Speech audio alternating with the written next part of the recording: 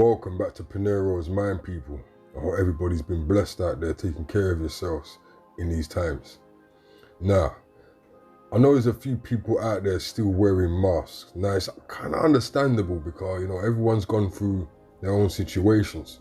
Losing people close to them, being caught up in close situations themselves, along as other family members. So it's not something to ridicule, when you see people wearing them. But I'm going to show you why I think is the real reason why they had everyone wearing them, okay? And please watch this video intently to really understand what is being said in this video, okay? So check this out.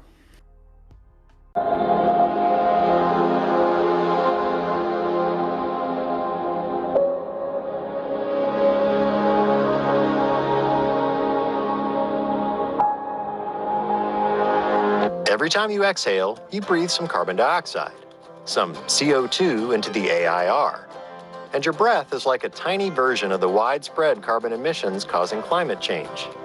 Increases of carbon dioxide into the atmosphere is leading to increases in average temperatures around the world. All life is carbon-based, and the carbon for all that life originates from carbon dioxide in the atmosphere. This means that human activity contributes less than 5% to the total annual carbon emissions. Tiny, right? Insignificant, right? Well, since the beginning of the Industrial Revolution, human activity has produced about 1.5 trillion tons of CO2, and our emissions have only increased year on year, accelerating alarmingly quickly in recent decades. CO2 emissions from fossil fuels, which constitute 85% of our energy use, must be reduced to zero by 2100. If we don't save ourselves from ourselves, we're toast. Alstom specializes in two CO2 capture technologies for power plants: post-combustion, which involves capturing the CO2 after combustion, and oxy-fuel combustion, which produces concentrated CO2 resulting from combustion in nitrogen-free air. In both cases, the idea is to isolate CO2 to avoid its release into the atmosphere. So what I'm going to do right now, I'm going to breathe really hard inside of the mask, and I'm going to cover these areas as well. Just kind of simulate very extorted activities and see what's going to happen.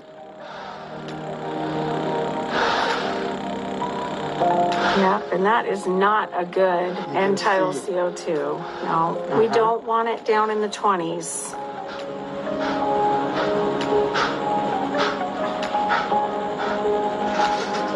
So these numbers are definitely not good. Look at that. Good. And I'm actually feeling a little bit dizzy right now. So as you can see, when you try to wear your mask, and if it's too hot, and that's what happens with your oxygen levels.